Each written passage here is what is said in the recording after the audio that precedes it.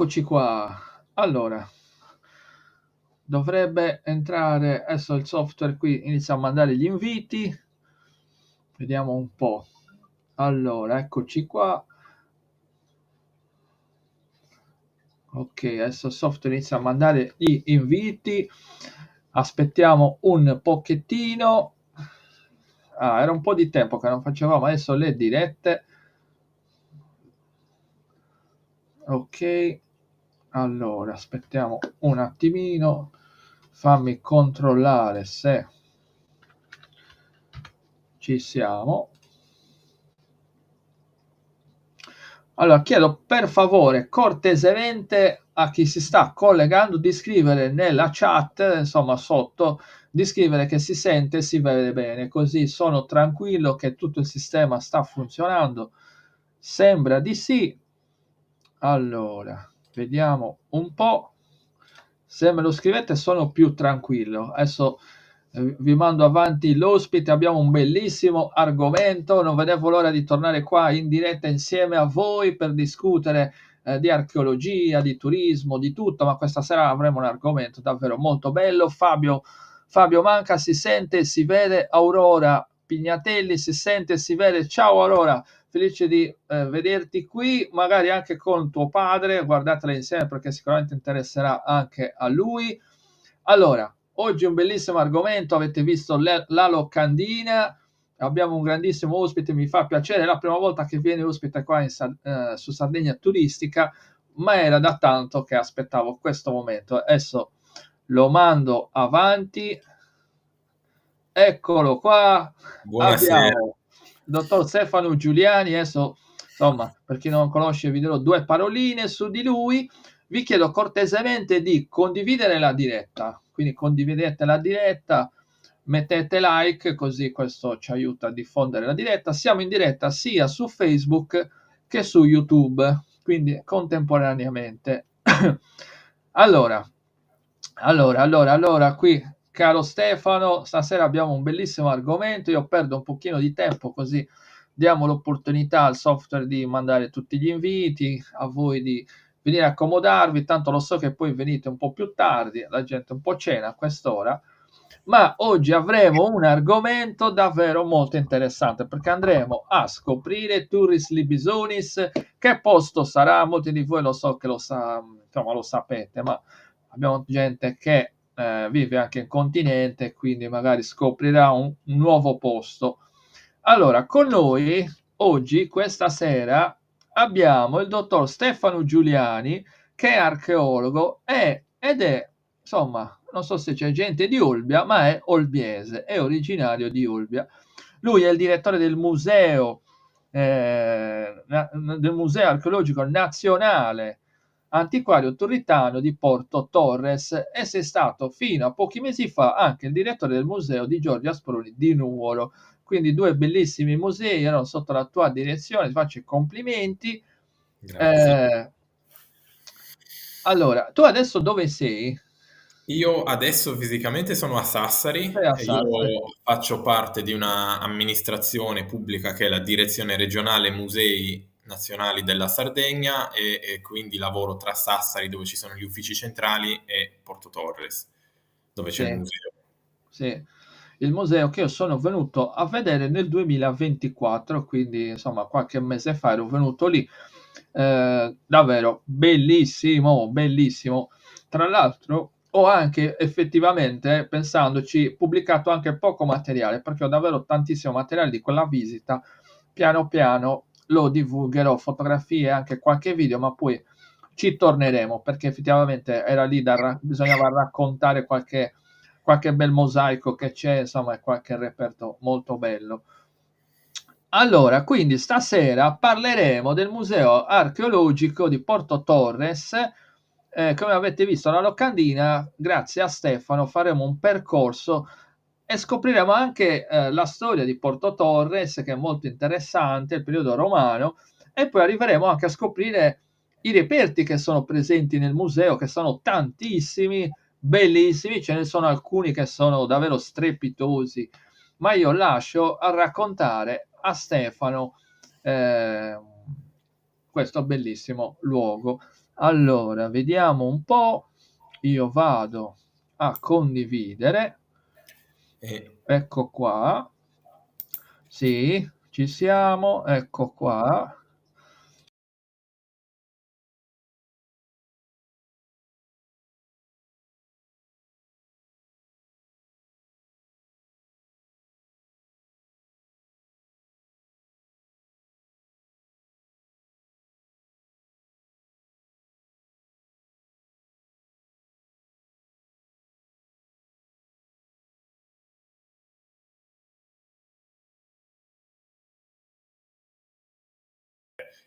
contribuire in questo modo alla divulgazione del patrimonio e della storia di Porto Torres. Il museo di Porto Torres infatti racconta come ambito principale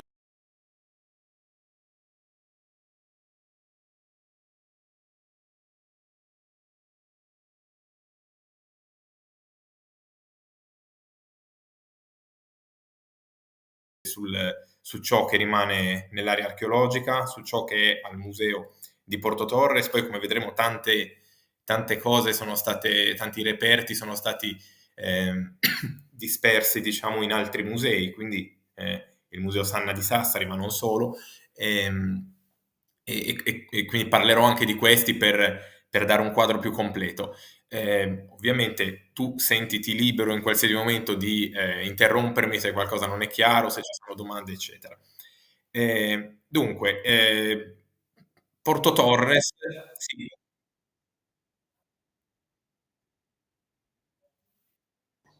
Ok. Allora, per dire, io ho optato per non interrompere continuamente Stefano, quindi lo lasciamo un po' parlare, però voi, se avete curiosità, potete già iniziare a scriverle mentre lui parla, voi le scrivete nella chat sotto, così tra un pochettino io se c'è qualche curiosità interessante la leggo e così vi risponderà, va bene? Quindi non interromperò continuamente a lui, lo lascerò parlare e le facciamo dopo in due blocchi, alla fine e poi anche a metà tra un pochettino. Ok? Benissimo. Allora ti lascio la parola. Bene, allora,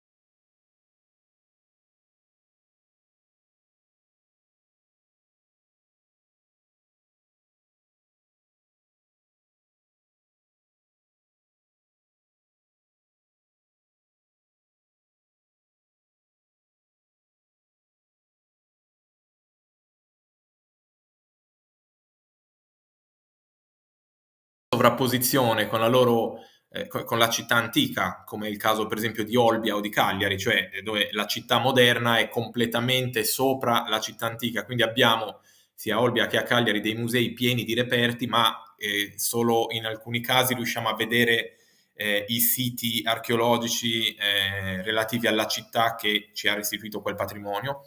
Il caso opposto sono invece, per esempio, Tarros, Nora, città dove c'è stato uno spostamento totale dal luogo della città antica a quella moderna, e quindi in quei casi vediamo in grande estensione la città antica. Porto Torres succede una situazione, insomma, si trova in una situazione a metà tra i due, nel senso che noi abbiamo lo spazio che vedete qui all'interno del confine giallo, che è l'area archeologica visitabile insieme al museo, proprio uno spazio acquisito al patrimonio pubblico in gran parte soprattutto del comune di Porto Torres, quindi una area archeologica visitabile dove non ci saranno mai problemi dell'archeologia urbana, non verrà mai edificato niente perché è proprio acquisito come bene archeologico, si vuole costituire proprio un parco archeologico, ma il materiale archeologico proviene da tutto lo spazio che vedete nel perimetro rosso. Quindi in alcuni casi abbiamo spazi abbastanza liberi dalle strutture moderne, dove quindi o si sono conservate le strutture o non le vediamo oggi ma sono sottoterra, e finché sono sottoterra sono preservate, si conservano per eventuali scavi futuri, o nella parte invece orientale, soprattutto la parte della necropoli della città, ci sono le case della Porto Torres moderna, quindi in quell'area lì gli interventi di scavo sono molto più difficili e in genere inseguono la casualità dettata dalle ruspe che sono in azione per altri motivi, lavori, posatura di tubi, queste cose qui. Quindi in quella parte lì è un po' più difficile intervenire, ma si interviene più spesso perché comunque è una città attiva, viva, che quindi ha diversi lavori. Una fonte molto importante per la Sardegna antica e per la geografia del mondo antico in generale è Plinio il Vecchio, che scrive nel primo secolo d.C., muore durante l'eruzione del Vesuvio del 79 d.C., e in un passo della Naturalis Historia racconta la geografia della Sardegna dicendo, traduco dal latino, che nella Sardegna i popoli più famosi sono gli Ilienses, i Balari e i Corsi. Queste sono 3 popolazioni indigene della Sardegna, cioè popolazioni non romane, popolazioni che i romani hanno trovato sul posto. E poi dice, tra gli abitanti delle 18 città, i sulcitani, cioè quelli di Sulci, Sant'Antioco, i valentini, e questa è Valente, è una città nell'interno, i neapoletani di Neapoli sul Golfo di Oristano, i vitense sono quelli di Bitia, che sta nel profondo sud della Sardegna, e poi i cagliaritani e i norensi, quindi Cagliari e Nora, questi civium romanorum, cioè dotati cittadini romani, dotati della cittadinanza romana. E infine dice che colonia ce n'è una sola e si chiama Turrem Libisonis in accusativo, quindi Turris Libisonis. Ora, quando Plinio scrive questa cosa è nel primo secolo d.C., ma ovviamente lui non ha potuto verificare di persona viaggiando per tutto l'impero, quindi lui attinge a delle fonti e probabilmente le sue fonti sono di sono leggermente precedenti, quindi ho indicato qui il 25-12 a.C., quindi gli ultimi anni prima dell'era dopo Cristo, diciamo. In realtà noi sappiamo che Turris Ibisonis non era l'unica colonia in Sardegna, ce ne sono almeno un'altra proprio sicura, è Uselis, oggi Usellus nell'oristanese, perché abbiamo una tavola, una iscrizione che è, voglio provare, se io faccio così voi vedete, voglio provare a attivare il puntatore. Vabbè, no. Credo che se faccio così coloro proprio, io non voglio colorare, vabbè, non fa niente. Eh, Noi abbiamo una città, questa Usellus nell'Oristanese, dove una tavola ci dice che la chiama proprio Colonia Iulia Augusta Uselis. Quindi esisteva almeno quest'altra colonia. Poi abbiamo dei vaghi indizi che ci portano a pensare, per esempio, che Tarros potesse avere raggiunto lo status di colonia, perché è citato un tabularium perticarum Turritane et Tarrensis, cioè il funzionario, diciamo l'archivista che si occupava della gestione della pertica. Pertica è un termine tecnico che indica il territorio, la campagna di una città che ha il rango di colonia. Colonia non vuol dire città in senso generico, colonia è un preciso status giuridico che conferiva a questa città un'importanza superiore rispetto agli altri e ai suoi cittadini, un peso politico maggiore e così via. E quindi il fatto che esisteva questo amministratore delle pertiche di Tarros e di Turris Ilbisonis ci dà l'idea che anche Tarros potesse aver raggiunto questo stato. E poi anche Cornus, dove allo stesso modo è citato un personaggio che ha ricevuto dei meriti presso i coloni, quindi definisce coloni gli abitanti di Cornus, quindi forse oltre a Turris Ilbisonis anche queste, Uselis, Cornus e Tarros, Cornus è nel territorio di Cuglieri, avevano raggiunto il rango coloniale, ma Turris Ilbisonis era sicuramente la più importante tra queste, infatti è l'unica nota a Plinio il Vecchio. Dicevo l'importanza del ruolo della colonia, avete visto che Plinio dice e quelli di queste città sono cittadini romani. Noi lo diamo un po' per scontato, non ci pensiamo mai, ma per una società estremamente complessa, stratificata gerarchicamente come quella romana, essere cittadini, avere la cittadinanza romana, la civitas, dicevano loro, è un peso particolarmente importante e questo lo vediamo nei diversi testi. Il primo testo è un passo di un'orazione di Cicerone dove lui deve difendere un governatore che è accusato di aver, insomma, di essersi appropriato, di aver gestito male dei soldi pubblici e viene accusato dai sardi e Cicerone, dovendo sminuire da avvocato chi porta l'accusa, la prima cosa che dice è: ma che credibilità ha la Sardegna, una terra dove non c'è nessuna città libera amica del popolo romano? Cioè il senso è che in Sardegna non ci sono a quel tempo delle colonie e quindi è considerata una terra barbara, una terra i cui abitanti non sono degni di credibilità. Ancora nell'altra orazione, nella Probalbo, insiste su questo tema che in Africa, in Sicilia, in Sardegna le città sono stipendiarie, cioè pagano una tassa e non hanno la libertà, non sono città che hanno questo status di città libera e amica del popolo romano. Ma un esempio ancora più evidente è in questo passo degli Atti degli Apostoli, dove a un certo punto i soldati romani hanno incatenato San Paolo e viene fuori nella discussione che San Paolo è cittadino romano. Quando San Paolo fa notare questo, il centurione, che pure è un romano, anche egli va praticamente nel panico perché si accorge che hanno incatenato senza prima tutto il processo, eccetera, un personaggio romano come San Paolo. Se paragoniamo questo al processo sommario di Gesù solo 30 anni prima, vediamo insomma il peso che aveva in una società del genere poter godere della cittadinanza romana.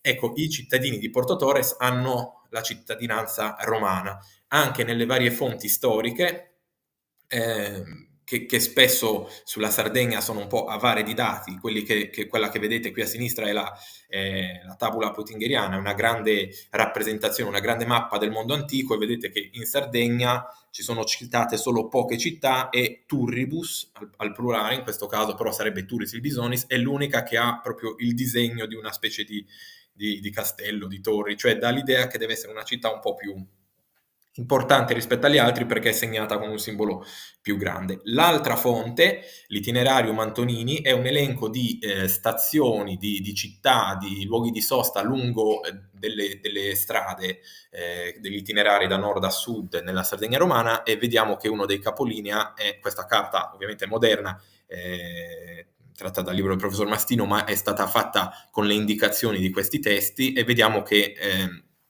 Turris Libisonis compare senza dubbi identificata con Porto Torres come uno dei capolinea insieme alla città di Tibula, la cui ubicazione non è sicura, diciamo nella zona di Castelsardo, sono i capolinea nord di questo complesso sistema viario. Un po' di fonti, insomma un po' di storia degli studi. Qui ho segnato i principali volumi su cui approfondire. Alcuni sono di carattere generale: Piero Meloni, la Sardegna romana; Attilio Mastino, storia della Sardegna antica; adesso nuovissimo il nuovo volume di Attilio Mastino, La Sardegna nel mondo romano fino a Costantino. Questi parlano della Sardegna romana in generale, così come i due volumoni, uno il Corpus della Sardegna romana e alto medievale, l'altro è Il tempo dei Romani, edito da Ilisso, che raccontano la Sardegna romana in generale, e poi diversi altri volumi che approfondiscono il tema di questa città. La città è stata fondata con Cesare o con Ottaviano prima di acquisire il titolo di Augusto. Quindi ci sono una serie di date, spesso si è parlato del 46 avanti Cristo, non abbiamo la data precisa, ma faccio notare che il nome è Colonia Iulia Turris Libisonis. Se Iulia è il cognome della città, che prende il cognome da Giulio Cesare, Iulius Caesar. Se la città fosse stata fondata dopo, come Uselis avrebbe preso il nome di Colonia Iulia Augusta, quindi sicuramente prima del 27 avanti Cristo. Si trova in un'area fertile alla foce del fiume, il Rio Mannu, in una zona dove non c'erano altre città fenicie o puniche, a differenza di Cagliari, Olbia, Tarros, Nora, tante città in Sardegna, città romane che sorgono, Sant'Antioco con continuità di vita, sono città prima fenicie, poi cartaginesi, puniche, e poi alla fine diventano città romane. In questo caso viene fondata in una zona dove non c'era un centro urbano precedente, e i cittadini sono iscritti alla tribù Collina. Cittadini romani erano iscritti in una serie di circoscrizioni elettorali, diciamo. Quelli di Porto Torres, di Turris Bisoni, sono iscritti alla Collina, che in realtà è una delle più povere, quindi erano sì cittadini, ma erano cittadini comunque tra gli strati sociali più bassi di quelli che avevano la cittadinanza romana. Non sappiamo esattamente cosa vuol dire Turris Libisonis. Su Libisoni sono state scritte tante teorie più o meno attendibili. Quella radice lib rimanda un po' all'Africa, però non siamo sicuri, mentre Turris, torre, molto probabilmente era qualche nuraghe che doveva caratterizzare il paesaggio e che quindi è stato ripreso dal nome della città. Come dicevo, è una colonia di popolamento, quindi si tratta di proletari che lo Stato romano invia in Sardegna per mettere a coltura questa terra fertile della Nurra, quindi assegnando un pezzo di terra affinché venisse coltivato. Ovviamente, se c'è qualche domanda puoi interrompermi subito, Gianmario, io continuo finché non mi fermi. Ti lascio bere acqua. Allora, tolgo questo. Allora, no, domande non ce ne sono. Adesso mettiamo qui a tutto schermo. Continuare. Guardate, ve lo metto qua. Scrivete le vostre domande e curiosità. Ti chiedo una cosa, se riusciamo a farla, se Sì. poi, se ti viene bene, se no va bene lo stesso, se puoi chiudere la condivisione e riaprirla, mettendo invece con l'opzione condividi audio. Sì, proviamo subito. Ok. Allora, da qui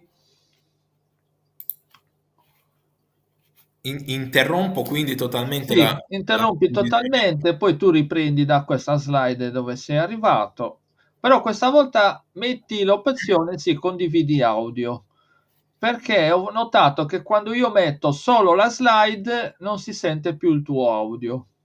Ah, Ecco, quindi capito. Allora devo... facciamo così. Poi Scegli. dopo abbiamo una domanda, quindi sistemiamo questa cosa e poi abbiamo una domanda.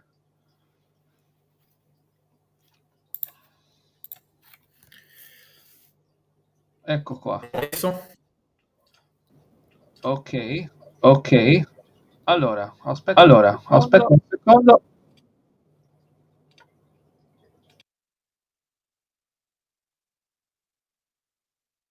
Ok, prova a parlare.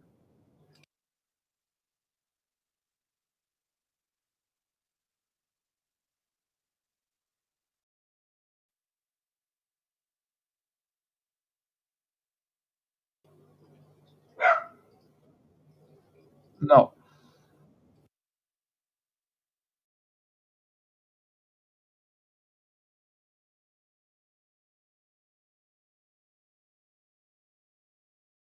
Sente prova un po'? No. Okay, no, allora se mi ascolti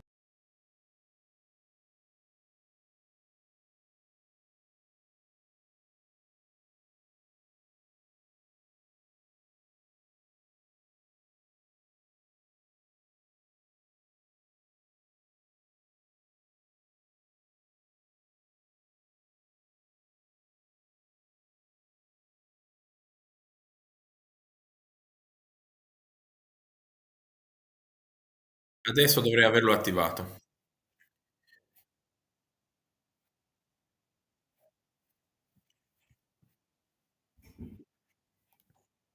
qui okay, allora c'è una domanda di Fabio, quindi allora riprendiamo. Siete in tantissimi su YouTube, c'è insomma tanta gente su YouTube, quindi probabilmente provengono da Instagram sicuramente. Allora Fabio ti chiede, allora ci sono indizi che intorno al territorio di Porto Torres ci fossero fattorie di ex legionari in congedo? Bellissima domanda questa. Allora, io non sono a conoscenza di ex legionari in congedo nel territorio di Porto Torres nello specifico. Che il territorio fosse costellato da fattorie è fuori discussione sin da prima della fondazione della città. Io non ricordo il ritrovamento di diplomi militari che sono l'attestazione principe che noi usiamo per individuare veterani in congedo che provengono da diverse zone della Sardegna, anche interne, però non lo escluderei, nel senso che non abbiamo una prova, a me non viene in mente nessun nome. Sicuramente il territorio è stato frequentato da militari, c'è il porto, quindi noi sappiamo che l'attività di alcune popolazioni nel nord Sardegna, i corsi, i Balares di cui parlava Plinio, si svolgeva insomma nel nord e il governo centrale inviava dei soldati a sedare queste rivolte che continuano anche per tutto il primo secolo, quindi quando la città esiste già. Però che queste fattorie fossero date a veterani è una cosa che io non posso confermare con certezza. È verosimile, ma non abbiamo una prova, diciamo così. Sì. Posso Allora, condividere lo schermo, la presentazione? eccolo qua.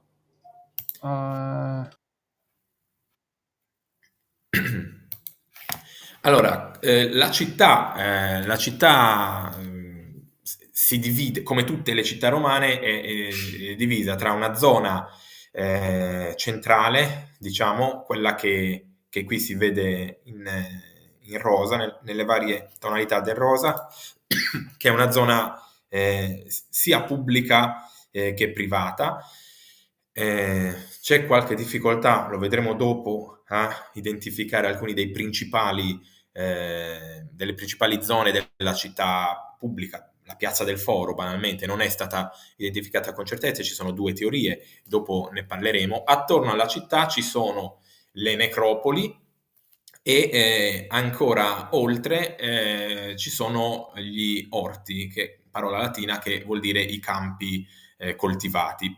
È qui che c'è proprio il popolamento sparso e quindi le fattorie. Il senso della fondazione della città qui, a parte il senso strategico del porto, la foce del fiume e così via, è proprio mettere a cultura, far fruttare questi terreni con la cultura soprattutto cerealicola e quindi ci doveva essere un popolamento anche importante delle campagne, quindi le fattorie di cui parlavamo.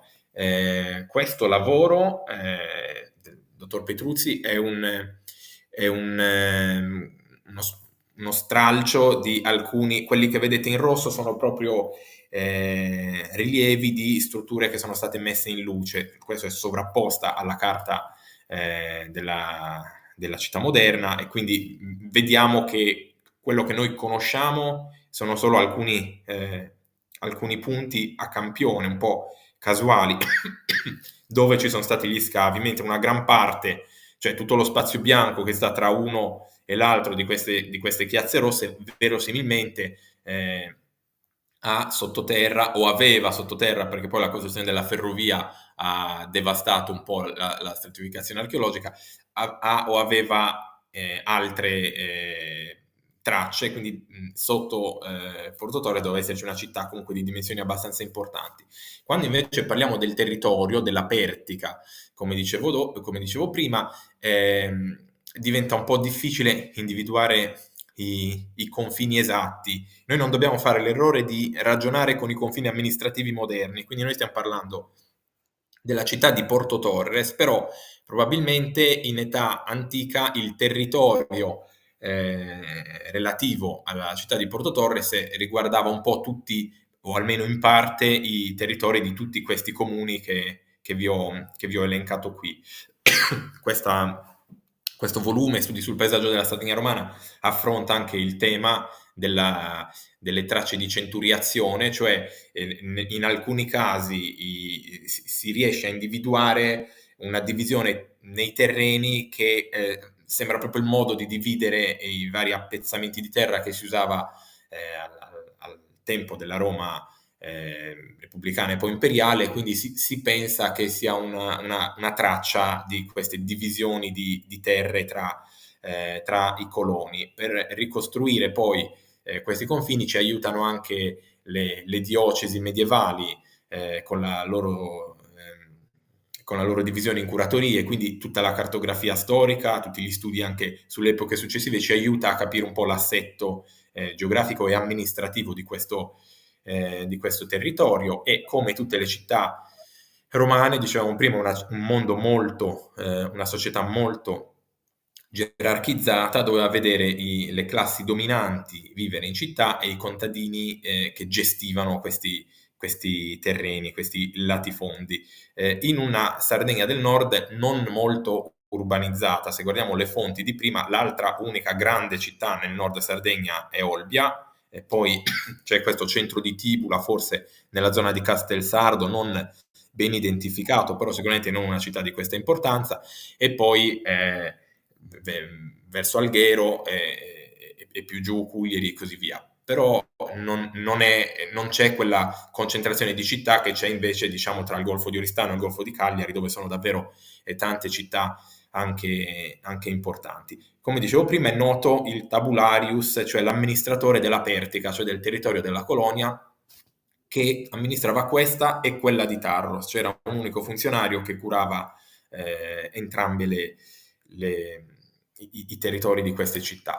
I rinvenimenti provenienti dagli scavi di Tulis e Bisonis sono in gran parte nell'area archeologica, cioè le strutture, i beni immobili, sono in gran parte nell'area archeologica visitabili insieme alla visita al museo. Poi l'intero museo di Porto Torres, l'antiquarium turitano, espone materiale che deriva dagli scavi nell'area archeologica stessa e nei vari scavi in città di cui abbiamo parlato prima. Una gran parte della sala romana, attualmente in corso di riallestimento, del Museo Sanna di Sassari, è costituita da materiale che proviene da Porto Torres, la più importante città romana nel Sassarese.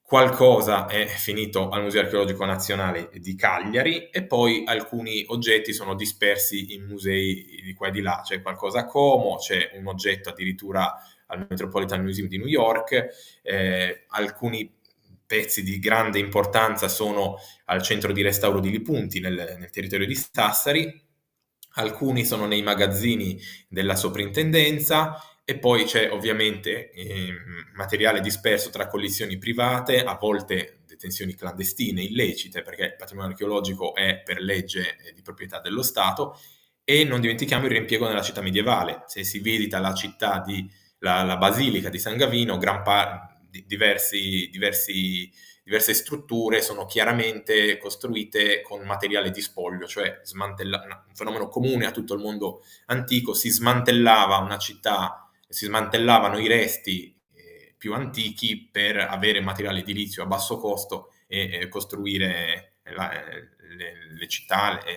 le case, le chiese medievali.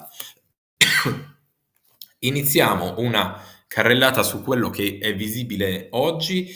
Intanto, innanzitutto le mura. Voi vedete tre cerchi rossi qui, quello più in alto è il ponte, ne parleremo a breve. Gli altri due racchiudono dei piccoli pezzi, dei piccoli segmenti di mura urbane. Eh, Mura urbane che vengono costruite, però abbiamo detto che la città viene fondata intorno, non prima del 46 avanti Cristo.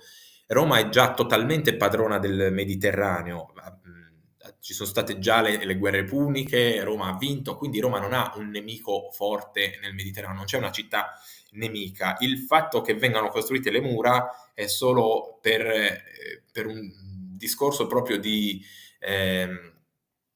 quasi simbolico, cioè le città, le colonie soprattutto, sono fatte a imitazione di una piccola Roma, quindi la città nell'immaginario collettivo è cinta da mura e le mura vengono costruite un po' con questo, con questo scopo, non un'esigenza difensiva vera e propria. E abbiamo diversi frammenti di mura in diversi punti della città, non è stato fatto per esempio uno scavo per unire questi due segmenti, ma è verosimile che la muratura continui sottoterra e potrebbe poi essere esposta. Questo è il ponte che dicevamo, è un ponte a 7 luci, l'ampiezza degli archi decresce progressivamente, ha il problema ingegneristico qui è stato che le due rive, le due sponde del fiume sono a un'altezza sensibilmente diversa, quindi il ponte è oggi ci appare in salita. Ci sono stati sul ponte degli scavi controllati dalla soprintendenza nel ponte e nelle immediate vicinanze, quindi si attende la pubblicazione dei risultati, però è qualcosa su cui la ricerca sta andando avanti e la datazione all'età tiberiana, quindi uno un imperatore di poche generazioni dopo la fondazione della città, quindi è stato costruito quasi subito questo ponte, forse 60 anni dopo, 70 anni dopo la fondazione della città, è data soprattutto dal confronto con un ponte stilisticamente, architettonicamente ritenuto simile, che è quello di Rimini in Romagna. Da qui si può vedere, da questa foto, come il ponte è in salita e come la sponda occidentale, quella che non dà sulla città, sia più elevata rispetto a quella che dà sulla città.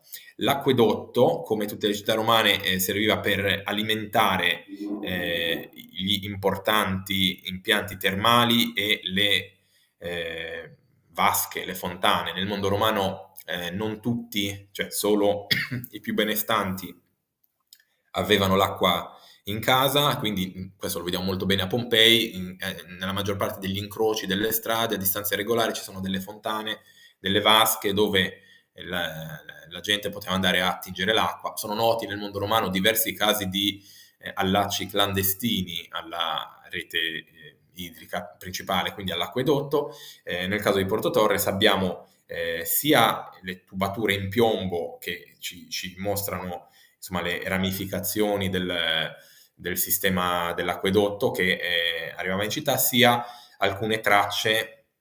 Esiste un volumetto che parla proprio dell'acquedotto di Turris Bisonis, con un percorso che partiva dalla periferia di Sassari. In realtà non è ben conservato, l'acquedotto meglio conservato in Sardegna, l'acquedotto romano è quello di Olbia, ma il percorso, che è grossomodo parallelo alla strada statale 131, è ben ricostruibile anche basandoci sui toponimi, cioè ci sono tanti luoghi, nomi di luogo che menzionano fonte, vasca, acqua, quindi mettendoli tutti in fila si capisce che questo nome è stato dato, insomma, è nato popolarmente proprio per il passaggio dell'acquedotto, quindi un elemento architettonico che caratterizzava il paesaggio fino a conferire un nome. Veniamo al porto, che è sicuramente il senso stesso dell'esistenza di una città in questa posizione. È inizialmente un porto fluviale, cioè un porto fatto alla foce del fiume, il Rio Mannu. Poi all'età di Tiberio viene costruito il ponte che quindi in parte limita l'accesso almeno delle navi di maggiori dimensioni alla foce del fiume, e quindi il porto viene spostato ad est, forse di fronte al foro, come dicevo, lo vedremo dopo, non abbiamo identificato bene la posizione del foro.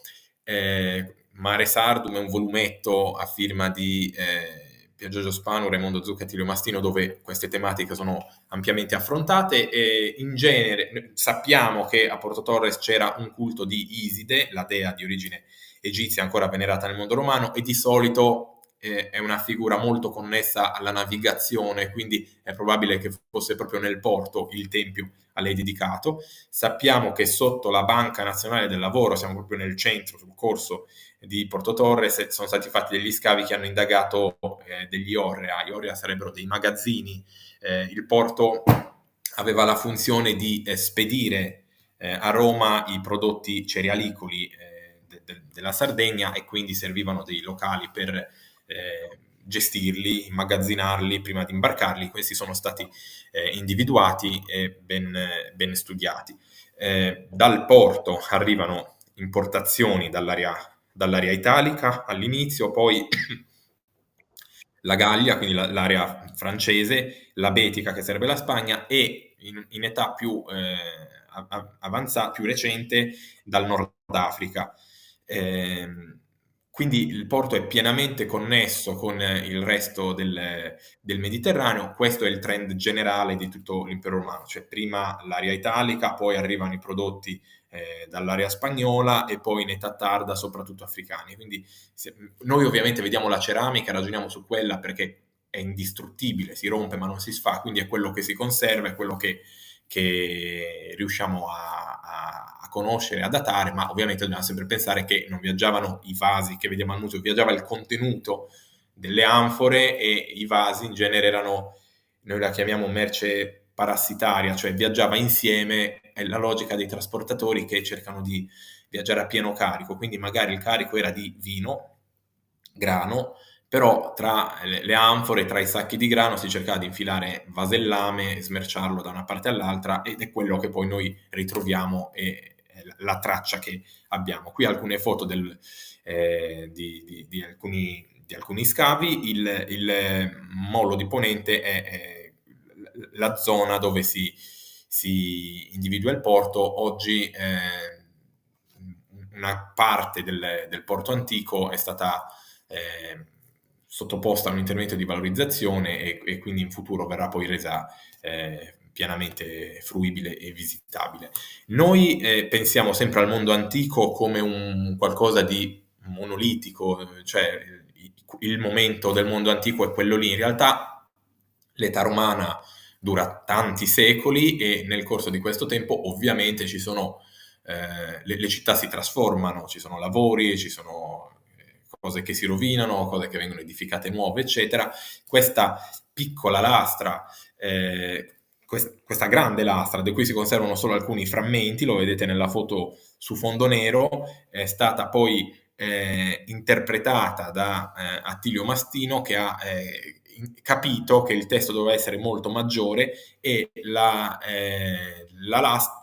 l'iscrizione citava dei lavori di costruzione di qualcosa, c'è scritto M sinistro, quindi forse molo sinistro, muro sinistro, qualcosa sul lato sinistro del porto per riparare il porto dal vento aquilone. C'è anche un passo di Sant'Agostino nelle Confessioni che racconta di essere fermo in porto, di non riuscire a partire perché esiste il vento aquilone che lo tiene fermo. Quindi deve essere che nel mondo antico questo vento così chiamato aquilone creava dei problemi, e la diga o il muro che viene costruito è fatto con questo scopo. Lo sappiamo perché la penultima linea dice proprio Aquilonis, indubitabilmente. È interessante epigraficamente questa lastra, non solo perché ci mostra un porto in funzione con lavori continui, ma anche perché c'è una dedica all'imperatore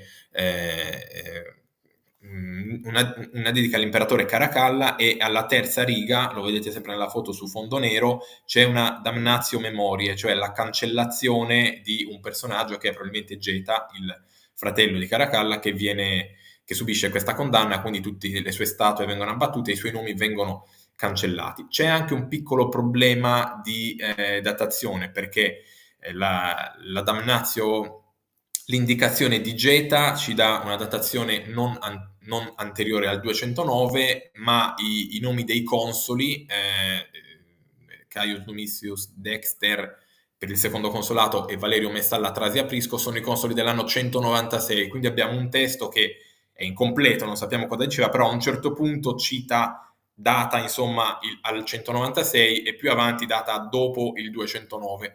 Forse l'iscrizione ricordava lavori iniziati in un anno e terminati in un altro, non lo sappiamo ancora. Due diverse iscrizioni di questo museo citano dei personaggi, sono iscrizioni funerarie, i romani mettevano la loro brevi annotazioni sulla loro vita, la loro carriera lavorativa, la loro carica, e quindi qui vengono citati due diversi personaggi che rivestono il ruolo di procurator ripe turritane. Sarebbe una sorta di assessorato di carica pubblica di un funzionario che si occupava specificamente del porto e dei margini del fiume, quindi una società comunque, un'amministrazione molto organizzata. E sempre relativamente al porto, a Ostia, il principale porto di Roma, è presente un piazzale che chiamiamo Piazzale delle Corporazioni, dove ci sono gli stalli di diversi appaltatori. Questa foto di Ostia bellissima me l'ha ceduta il professor Teatini, che ringrazio. Questi stalli mosaicati citano i naviculari turritani, quindi dei naviganti, degli appaltatori di traffici marittimi, che, avendo uno stallo fisso mosaicato a Ostia, ci dà l'idea che dovevano avere traffici abbastanza intensi. Nello stesso piazzale c'è anche la foto che vedete in basso, i naviculari e i negozianti scaralitani, quindi di Cagliari, probabilmente ci devono essere anche quelli di Olbia, non si è conservato. Tra i più importanti reperti dell'antiquario turitano c'è questa lastra di bronzo, una piccola tabella in bronzo che cita questa Flavia Publicia. VV ai due lati dell'effigie sta per Vergine Vestale. Le vestali massime erano delle sacerdotesse di un culto molto importante, molto antico, che potevano fare anche carriera e diventare molto ricche. A questa Flavia Publicia sappiamo che sono state dedicate delle statue anche a Roma stesso. E questa tabella costituisce insomma l'esenzione dal pagamento del dazio portuale della sua nave, quindi ci dà l'idea che questo personaggio doveva frequentare Porto Torres con una certa frequenza, al punto da avere questa esenzione quando entrava in porto, e sicuramente la frequentazione era per traffici commerciali. Relativamente all'archeologia subacquea, a breve distanza dall'isola dell'Asinara, il luogo si chiama Cala Reale, è stato trovato un relitto di una nave che viene dall'area iberica, che è affondata in età romana tarda, dove quindi ha perso tutto il carico. Trasportava principalmente, abbiamo le anfore che trasportavano il garum, che è una salsa di pesce, ma è interessante che, come vedete nelle foto in alto, trasportavano anche tessere di mosaico in pietra o in pasta vitrea, coloranti come pigmenti, insomma, come l'ocra, e quello che vedete in secondo piano in quella foto dietro l'ocra è blu egizio. Ha fatto molto scalpore adesso di recente il ritrovamento di un blocco di blu egizio nell'Italia continentale. Insomma, ci tengo sempre a dire che a Porto Torres c'è un blocco altrettanto importante, e il blu egizio è il primo colorante che non è una sostanza naturale, è proprio un composto. C'era una ricetta lì che poi dava questo colore azzurro, mentre l'ocra è proprio il minerale, nudo e crudo. Veniamo al posizionamento del foro, come dicevo, due ipotesi principali. Una è il cosiddetto peristilio pallottino. Oggi rimangono queste 4 colonne. Potrebbe essere che purtroppo poi continua sotto la strada, fuori dall'area archeologica, sotto la strada moderna. E tradizionalmente è sempre stato, si è sempre pensato che potesse essere qui il foro. Il foro è la piazza principale della città antica, dove ci sono tutti gli edifici pubblici, spesso è all'incrocio delle 2 strade principali che chiamiamo Cardo ed Ecumano, e sappiamo da una fonte antica, Vitruvio, che nelle città portuali, questo lo vediamo molto bene a Olbia, dove il foro è stato identificato, il foro è di fronte al porto, quasi fuso con la piazza del porto. Per questo motivo e per il rinvenimento di frammenti di importanti elementi di decoro architettonico e statue, si è pensato che questa potesse essere la zona del foro. Siamo infatti di fronte al mare, come vedete da quest'altra immagine. La seconda opzione, che ha preso un po' piede ultimamente in seguito a ritrovamenti più recenti, è la cosiddetta Via delle Terme. Siamo già alla periferia estrema della città di Porto Torres, quindi sotto le case moderne. È stato trovato eh, un contesto, scavi di 15 anni fa, 20 anni fa, da cui provengono capitelli, quindi una decorazione architettonica importante, ma soprattutto un insieme di statue molto importanti, tra cui la statua di Ercole, che in questo territorio ha un'importanza particolare, e come vedete colonne, quindi era un luogo sicuramente monumentale della città, tra cui delle statue di loricati, cioè di imperatori che rivestono la corazza. Ora, siccome nel foro della città romana c'era sempre il tempio, c'era spesso il tempio dedicato all'adorazione dell'imperatore divinizzato, il cosiddetto Augusteum, può essere che queste statue provenissero da un tempio di questo tipo, e quindi questo sarebbe un indizio forte verso la identificazione del foro in questo contesto. Ercole, come dicevo, è molto importante nel territorio. L'Asinara era chiamata l'isola di Ercole. Nell'itinerario antonino, quella fonte di cui ho parlato che indica i nomi delle statue, si parla di una stazione che si chiama Ad Hercules, che non sappiamo se è tra Stintino o Porto Torres, però insomma Ercole, la figura di Ercole, che per i greci Eracle è un eroe, per i romani è proprio una divinità, è una delle più importanti, sembra particolarmente legata a questo territorio. Questo bellissimo busto, una delle statue più importanti sicuramente della Sardegna romana, è oggi al centro di restauro di Lipunti. Io spero possa un giorno essere esposta all'Antiquarium Turritano. Abbiamo di recente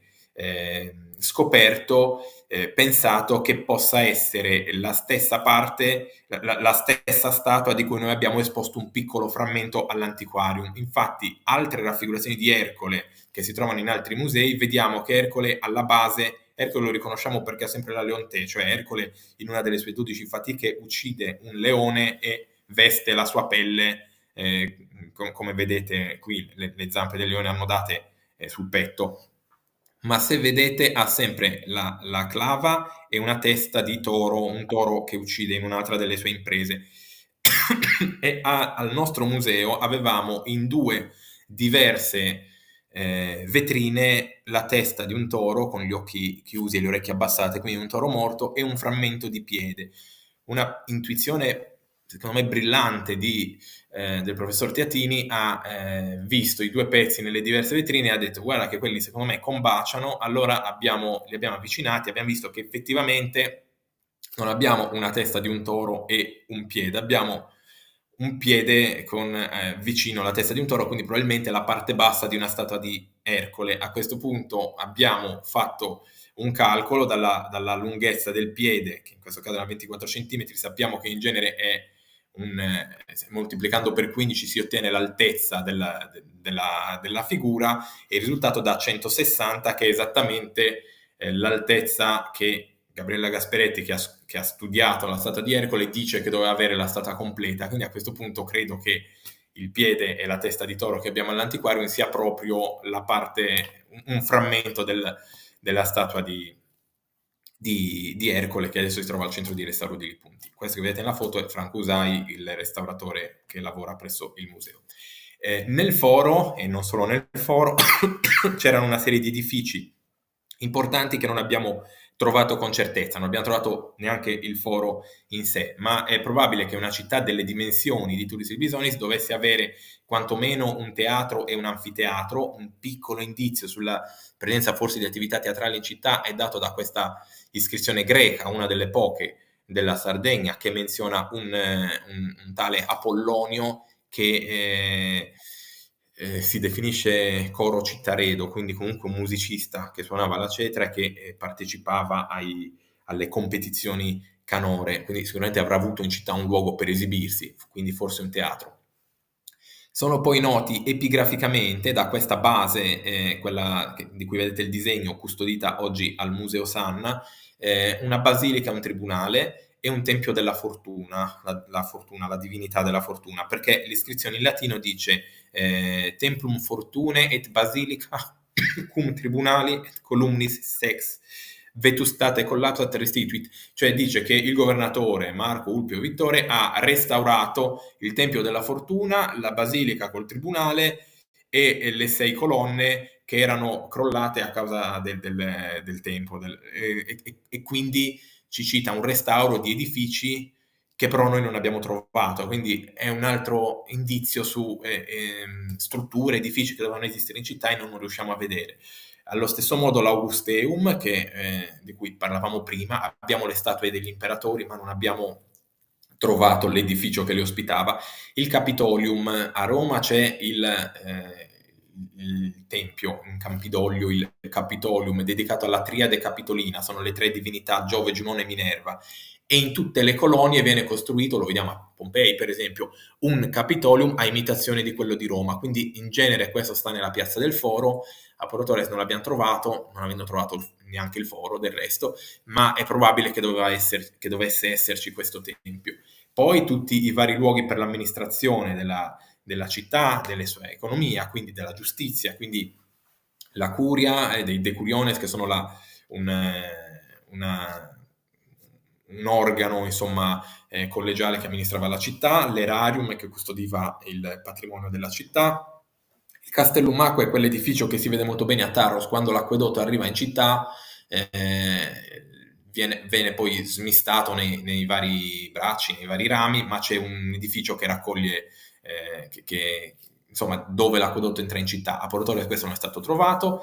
Il tabularium, abbiamo visto prima che c'è un personaggio amministratore della Pertica, eccetera, ma l'archivio di questa amministrazione non è stato trovato. E poi il Tempio di Iside, perché come vediamo da questo altare costruito al Museo Sanna e da altri anche a Porto Torres stesso, c'è il culto di Iside attestato. Oggi chi visita l'area archeologica vede le emergenze, cioè le strutture visibili divise in una serie di punti distanti tra loro, ma verosimilmente tutta questa collina nasconde la città antica. Se si potesse scavare tutta in estensione, questi ambienti non sarebbero distanti uno dall'altro, ma sarebbero collegati tra loro da altre strutture. Facendo una carrellata veloce su ciò che oggi si è conservato, abbiamo intanto il Cardus, cioè la strada principale con andamento nord-sud, è questa qui che costeggia il Palazzo delle Terme Centrali. Sull'altro lato, quello in primo piano, diciamo, si aprono le taberne, che sono le botteghe che affacciavano sulla strada, un po' come i negozi che si aprono oggi sul corso delle città. Vedete qui degli scorci che non hanno niente da invidiare a Pompei, Ercolano, Ostia, insomma, le città meglio conservate del mondo romano.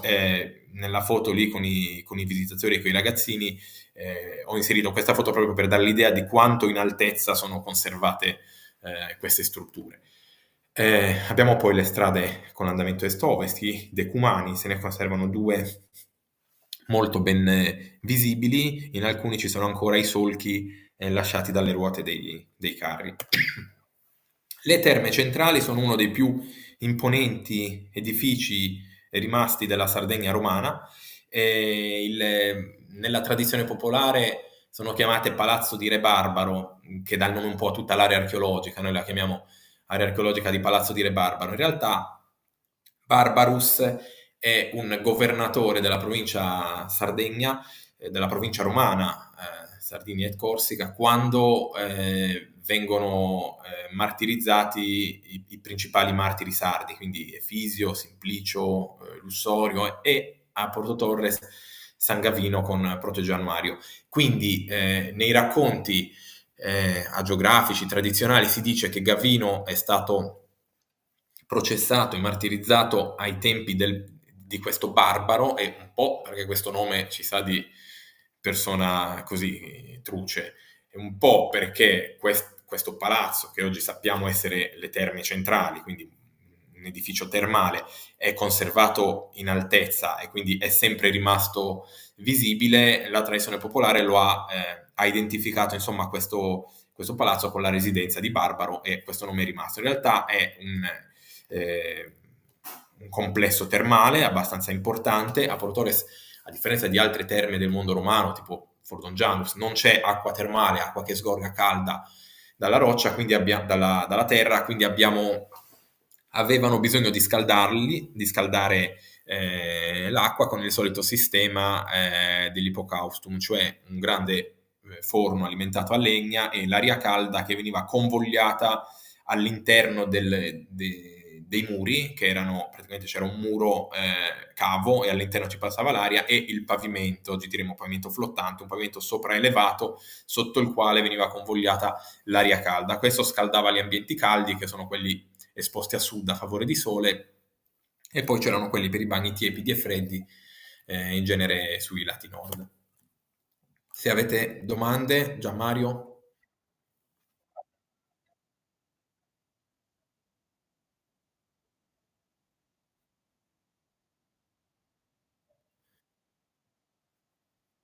Ho paura di andare lungo, non ho un orologio davanti, quindi al limite tu fammi i segni.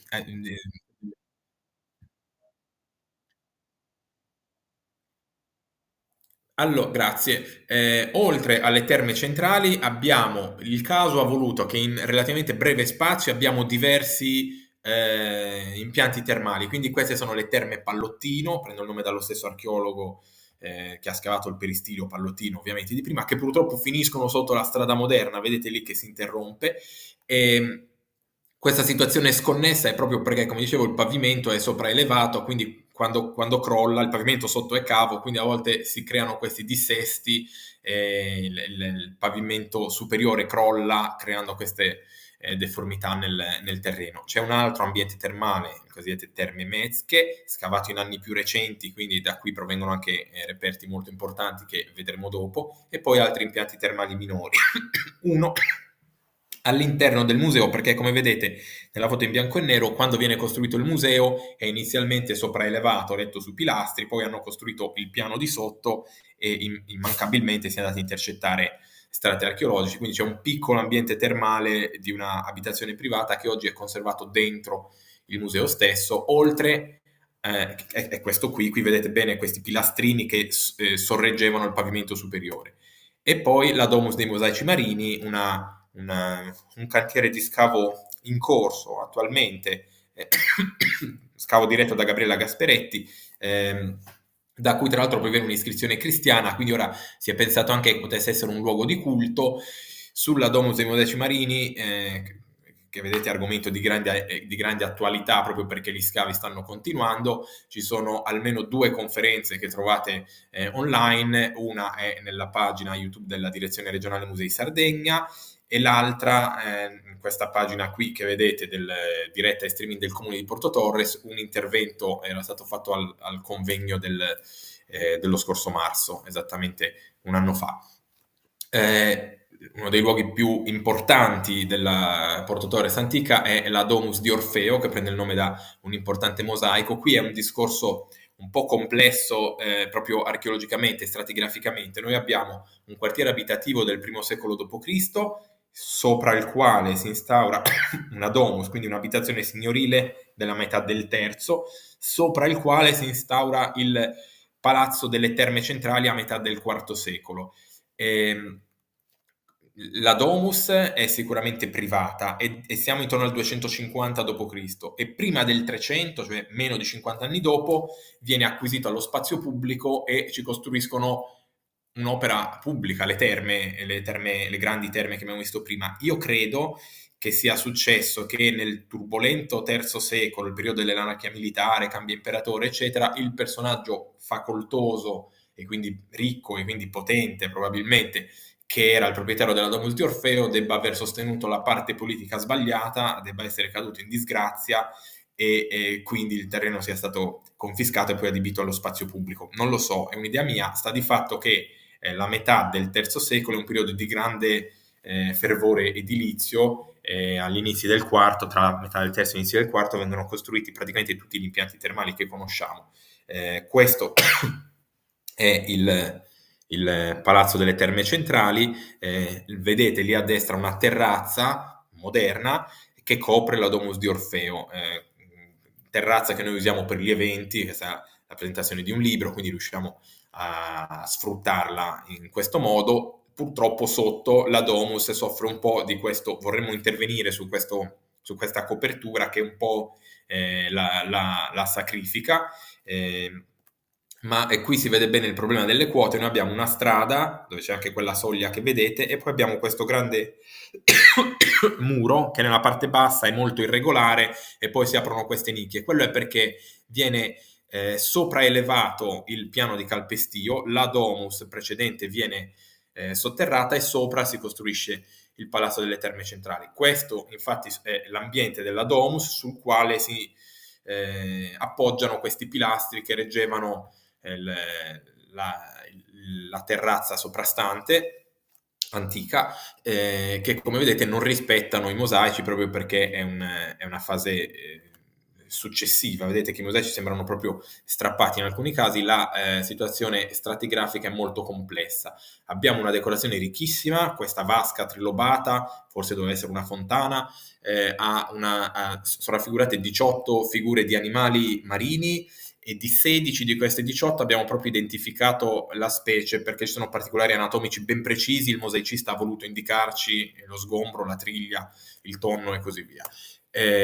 Questo è un mosaico delle Tre Grazie, trovo molto interessante la scelta che è stata fatta dai restauratori, la parte che vedete bene è quella originale, l'integrazione è stata fatta sbiadita, questo per evitare il falso storico, cioè a volte succede che prende più l'attenzione la parte ricostruita perché si vede meglio, quindi in questo caso l'attenzione rimane sul dettaglio originale. Guardate come sono conservati bene questi mosaici proprio perché la Domus ha vissuto relativamente poco, cioè una generazione e poi è stata seppellita. E questo è chiaramente il mosaico principe, il mosaico di Orfeo, una decorazione geometrica e all'interno questo ottagono con la figura di Orfeo attorniato dagli animali.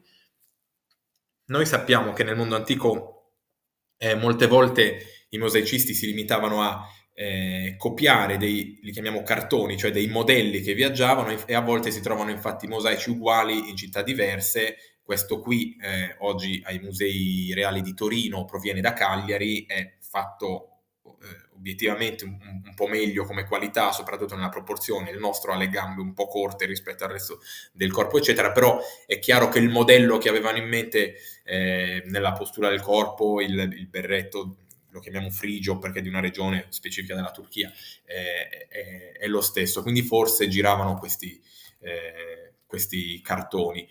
Il sarcofago che vedete in alto, che ha un confronto stringente in basso in quello di produzione urbana ostiense, è stato rinvenuto a Porto Torres e reca la figura di Orfeo. Non escludo che sia lo stesso personaggio, insomma, un personaggio di Porto Torres di quel periodo lì a cui piaceva Orfeo.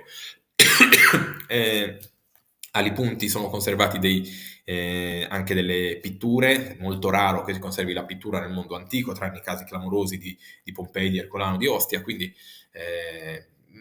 ancora durante la ripulitura degli ambienti che sta sotto la Domus di Orfeo sono venute fuori delle tessere dei frammenti di intonaco che sono adesso in fase di studio, quindi c'è ancora tanto da fare e da scoprire. Attorno alla città ovviamente c'era la necropoli che nel mondo antico nel mondo romano sono estremamente diversificate, coesistono o si alternano i due rituali dell'incinerazione e dell'inumazione. Non è mai in realtà un'incinerazione totale perché non hanno forni che raggiungono temperature elevatissime, quindi come vedete in quella scodella sono ossa semicombuste, ma urne di diverso tipo, in vetro, in ceramica, in questa qui bellissima in pietra con questa iscrizione molto elegante, oppure veri e propri monumenti come quello dove era presente il mosaico bellissimo che vediamo qui, già dell'età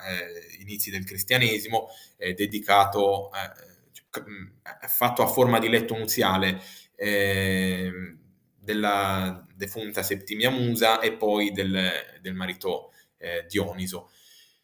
Come dicevo, la colonia viene creata per lo sfruttamento agrario, quindi abbiamo le anfore che ci danno l'idea dei traffici soprattutto di olio, di vino, di salse di pesce. La produzione cerealicola, il grano, tra l'altro noi pensiamo al grano, ma non dimentichiamo che il cereale principe in età romana è il farro, da cui farina, però non lascia traccia archeologica perché erano sacchi in materiale deperibile, quelli che trasportavano le granaglie, quindi poi si sfanno. Ma possiamo vedere, per esempio, questa divinità, la professoressa Cinzia Vismara li ha chiamate, ha dato a questa figura il nome di Sarda Ceres, Cerere, la dea proprio dei cereali, ehm, caratterizzata insomma in questa iconografia in Sardegna da una spiga sopra la testa. Nella città abbiamo un importante decoro architettonico, vedete un cippo dipinto, capitelli, frammenti di marmo, quella lì è una meridiana che doveva servire per indicare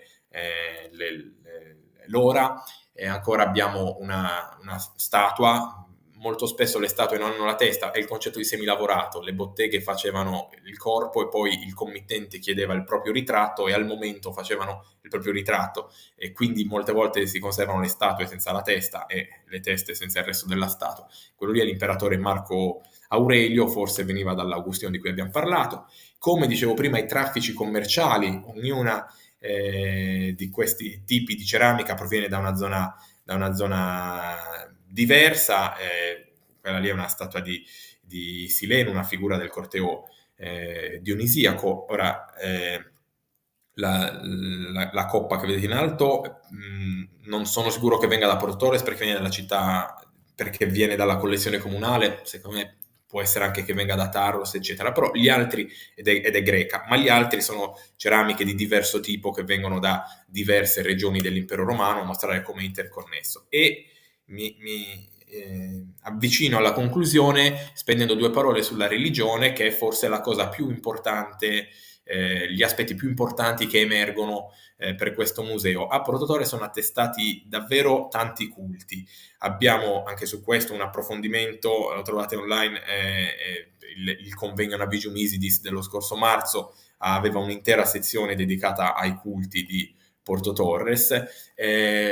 Oltre ai culti veri e propri, i vari culti delle divinità olimpiche, diciamo Giove, Giunone, Minerva, abbiamo Bacco, ne abbiamo tanti, abbiamo una serie di culti orientali, quindi divinità legate all'Egitto o comunque all'Oriente dell'impero.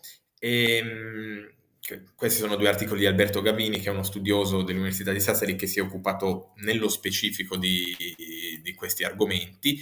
Tra questi il monumento, il reperto più importante è la cosiddetta Ara di Bubastis. Bubastis è una raffigurazione particolare di una divinità in forma di gatta che a volte si confonde con Iside, una divinità egizia, quindi quando non c'è proprio scritto il nome a volte si fa fatica a riconoscerla come Bubastis, tanto che in tutto il mondo romano ci sono solo 7 rappresentazioni di questa divinità, una in Spagna, una in Ungheria, le altre nella zona del Lazio e la nostra a Porto Torres. La nostra è la più antica, lo sappiamo perché l'iscrizione, questo fregio mostra una serie di elementi rituali del culto di Bubastis, però il nome c'è il nome del sacerdote Caius Cuspius Felix, che si proclama sacerdote di Bubastis, e questa è la più antica di tutte le attestazioni note. Lo sappiamo perché in alto c'è scritto il nome dei consoli, e sono i consoli dell'anno 35 d.C., quindi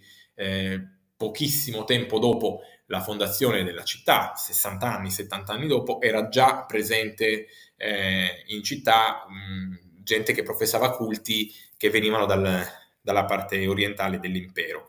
Così come la stessa Iside, questa è una ara, un altare di Iside con gli animali sacri, il cane, il coccodrillo, e Iside in forma con questa coda come di serpente, che viene che è oggi esposta al Museo Sarna, ma viene da Porto Torres. Apuleio ci racconta, una fonte romana ci racconta che nel culto di Iside si usava una lucerna a forma di barca, e è stata trovata una lucerna a forma di barca a Porto Torres, si trova anche questa esposta al Museo Sarna di Sassari, e anche questa piccola urna ha una raffigurazione di Giove con le corna. Questo è il cosiddetto Giove Ammone, che è tipico del mondo egizio.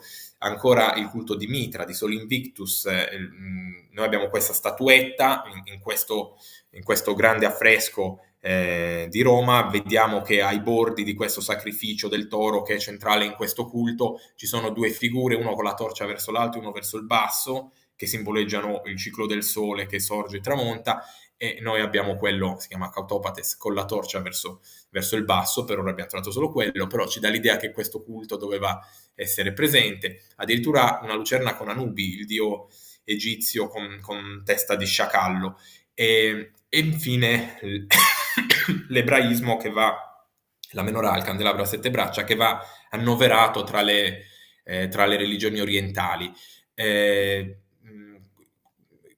Poi si diffonde il cristianesimo. Sulla tomba del martire Gavino, che è messa fuori dalla città, è messa nella necropoli, nasce il luogo di culto, che poi diventa la chiesa di San Gavino, che diventa il nuovo centro della città, che quindi si sposta un pochino verso l'interno. Qual è, se dobbiamo chiudere, il messaggio che ci dà questo museo, il racconto che ci fa? Ci mostra una società estremamente aperta al diverso, quindi una città dove coesistono culti tipici del mondo romano. Quella statua senza testa e senza braccia è una statua di Venere, che viene a Porto, non sono sicuro che venga da Porto Torres, comunque al Museo Sanna, ed è una delle divinità attestate anche a Porto Torres, ma poi tanti culti di origine orientale, quindi una società estremamente recettiva, estremamente aperta, come si confà a una città di porto, e questa apertura verso lo straniero viene ereditata anche in età poi cristiana. Abbiamo una matera tra le defunte della necropoli ormai cristiana presso la zona di San Gavino, che si definisce Auxilium Peregrinorum, quindi soccorritrice degli stranieri.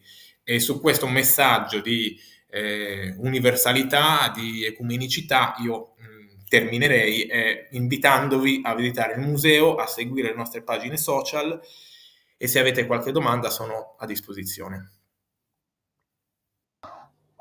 Eccoci qua, che viaggio straordinario, un viaggio incredibile, meraviglioso, alla scoperta del territorio di Porto Torres. Allora, da oggi non ci devono essere più scuse. Quando andate a Porto Torres ormai sapete tutto del periodo storico, anzi quando andrete lì vi vedrete i reperti, i mosaici, già sapete di cosa si tratta. Allora, leggiamo subito le domande. Naturalmente io vi invito poi, appena possibile, ad andare al Museo Turritano di Porto Torres, perché è spettacolare, compresa l'area archeologica che c'è attorno. C'è anche una domanda relativa al museo, adesso te le leggo, torno indietro. Io interrompo la condivisione dello schermo, così vedo te. Sì, sì. Allora, fammi tornare indietro alle domande che non avevamo fatto. Ok, ecco qua. Parto da qui, da Nemo, che aspetta che la posso anche mettere qui. Tu le leggi le domande? Sì. Perfetto. Dal periodo iniziale della fondazione fino a ora, quanto è variato il livello del bagnasciuga sia in estensione che in livello battimetrico? Allora, è una domanda estremamente tecnica Sì. e penso di non sapere rispondere, però studi di questo tipo sono stati fatti. Mostravo prima un volumetto che si chiama Mare Sardum a firma di Attilio Mastino, Pier Giorgio Spanu e Raimondo Zucca, che credo abbia preso in considerazione questo. Qui c'è qualcosa pubblicato Gabriella Gasperetti sugli scavi del porto, credo che se non ne hanno trattato in questi volumi, comunque nella bibliografia hanno Sì, rimandato accenni a altri studi. Si entra qui in un discorso dove l'archeologia si fonde con la geologia, con altre sì. discipline, quindi è molto importante la multidisciplinarità. Sicuramente c'è stata una variazione della linea di costa, io non saprei rispondere più. Allora, una domanda invece che ti faccio io: cosa significa antiquarium? Una domanda che in tanti si possono porre. Allora, un tempo, l'Antiquario Turitano è stato fondato nel 1984, ha fatto 40 anni a dicembre. Ehm, L'idea di costruire l'antiquarium risale almeno a 15 anni prima. Un tempo, quando c'erano musei di portata locale, cioè musei annessi magari a un sito archeologico dove venivano esposti i materiali rinvenuti in quel sito archeologico, questi venivano chiamati antiquaria. Un nome un po' oggi, un po' così, che ci rimanda a questa tendenza del passato, sicuramente non un nome moderno, Sì, per me potrebbe chiamare benissimo anche solo Museo Archeologico Nazionale di Porto Torres, però per esempio a Oristano Antiquarium Arborense, a Pompei il materiale di Pompei sono al Museo Archeologico Nazionale di Napoli, però il piccolo museino fatto dentro gli scavi di Pompei con alcuni dei reperti si chiama Antiquarium, anche quello, quindi c'era perlomeno questa tendenza. allora poi abbiamo Nemo. Per quanto riguarda il porto, si hanno rinvenimenti o indicazioni che fosse attiva una qualche attività cantieristica navale? Avete trovato qualcosa? Allora, non che io sappia, ma di fronte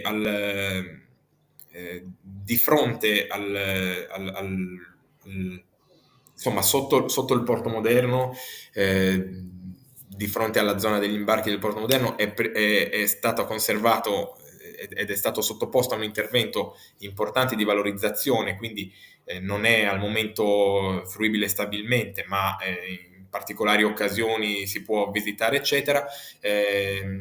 Una serie di spazi che indicano attività portuale anche di quel tipo lì. Non so fino a che punto siano stati già studiati i materiali, però attività di questo tipo connessa al porto credo che sia attestata. Poi per identificare molto bene elementi di cantieristica, eccetera, servono ritrovamenti clamorosi, quasi sempre sul legno, cioè reperti in legno che solitamente non si conservano. Per esempio a Olbia, nell'importante, nel clamoroso scavo tra il 99 e il 2001 del tunnel, oltre ai reperti di navi si trovarono proprio attrezzi da lavoro, addirittura gli elementi di una gru da cantiere, però sono cose estremamente inusuali. Quello che è stato trovato a Porto Torre sono un insieme di spazi, di buche dove possiamo immaginare che si alloggiassero dei pali che possono aiutare a ricostruire questo, però anche in questo caso si resta in attesa delle pubblicazioni Sì. scientifiche da parte di chi ha effettuato gli scavi. Allora, un'altra domanda, anche questa interessante, Fabio. Si conosce la provenienza dei primi abitanti di Porto Torres? Venivano da particolari zone dell'impero? Allora, non abbiamo la certezza, però si è pensato che una parte di questi abitanti almeno venisse dalla Campania. Per esempio, abbiamo visto l'Ara di Bubastis, c'è il nome di un sacerdote che sembra legato a una famiglia campana. sappiamo che in Campania in quel periodo i culti orientali sono già molto diffusi, a Pompei c'è un tempio di Iside, quindi questo ci dà un ulteriore indizio su una possibile provenienza da quest'area. Poi sono stati fatti degli studi sui cognomi, è molto attestato in città per esempio il cognome della gens Aurelia, però le gens romane sono famiglie allargate, questo non sempre ci riesce a inquadrare puntualmente la provenienza di una singola famiglia. Allora, Anna, Anna, grazie, molto interessante. Sarà aperto all'antiquario il lunedì di Pasqua? Allora, normalmente il museo, qui entriamo nel discorso di gestione del museo, noi abbiamo personale numericamente ridotto, quindi stiamo lavorando in questa direzione per ampliare l'offerta, però la mattina del lunedì di Pasqua saremo aperti, probabilmente tra le 9 e le 13, è un'apertura eccezionale perché di solito noi fatichiamo a essere aperti nei festivi in attesa di concludere degli accordi su cui stiamo lavorando e contiamo in un prossimo futuro di estendere alle domeniche, alle sere, cioè ai tardi pomeriggi, anche la possibilità di visitare il museo. Però il lunedì di Pasqua, 21 aprile, saremo aperti la mattina. Quindi andate tutti in massa quando vi fate un bel giro, dopo il pranzo magari, o prima, anzi prima del pranzo, vi fate un bel giro lì a Porto Torres e vi andate a vedere tutte queste magnifiche, insomma, reperti che abbiamo visto perché è meraviglioso.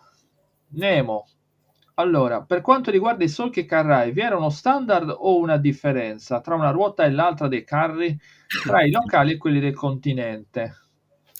Allora, a Porto Torres in realtà i solchi dei carri in situ dentro l'area archeologica si riducono a quella breve traccia nella foto che ho fatto vedere, quello è uno dei decumani, è la parte immediatamente a nord del Palazzo delle Terme Centrali. Non c'è il tanto per fare uno studio specifico come invece a Pompei, dove sembra che siano proprio sistematicamente scavati degli inviti, cioè si è Sì. discusso se è l'usura del carro che passa o se è stato in qualche modo scavato per agevolare il fatto che il carro, quindi in quel caso lo scartamento, diciamo la distanza tra le due ruote è ben stabilita. A Porto Torres questo non avviene perché non abbiamo sufficienti tracce. Segnalo però che fuori dalla città,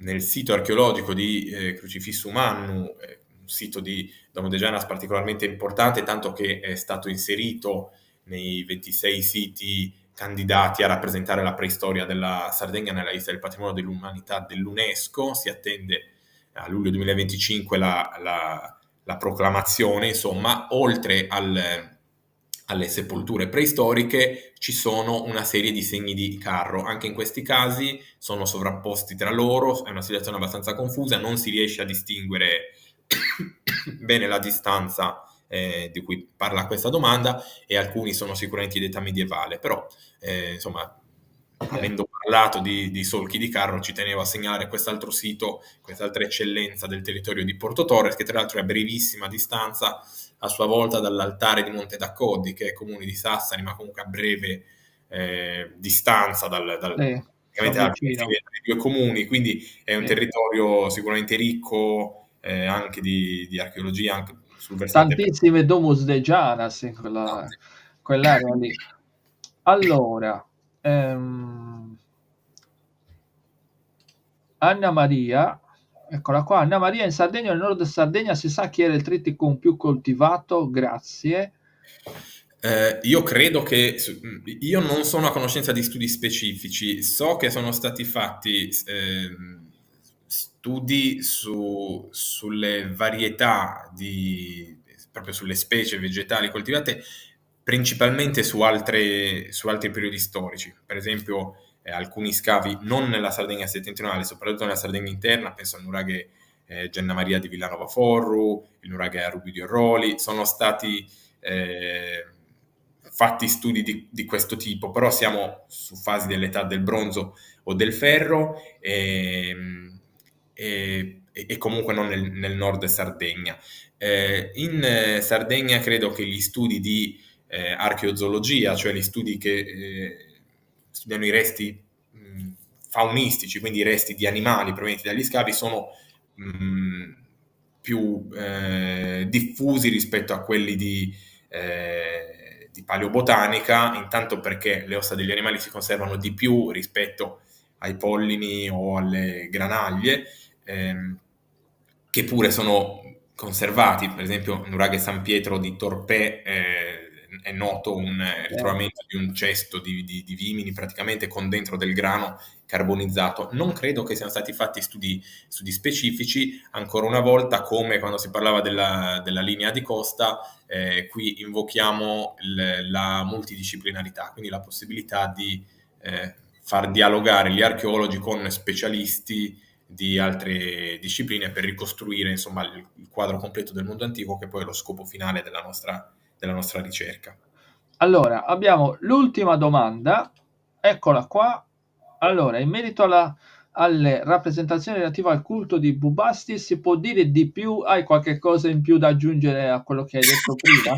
Sì, Senza rimanere qui, diciamo, un'altra mezz'ora, insomma, qualche dettaglio. allora, intanto sul culto di Bubastis segnalo i 2 articoli di Alberto Gavini che sono scaricabili gratuitamente online, e oltre alla conferenza, al convegno che trovate nella pagina YouTube di cui parlavo prima. Academia.edu è una specie di social network dove gli studiosi caricano i loro articoli, e Alberto Gavini ha messo queste a disposizione di tutti. Lui è sicuramente più esperto di me. Nell'area di Bubastis che c'è a Porto Torres sono chiaramente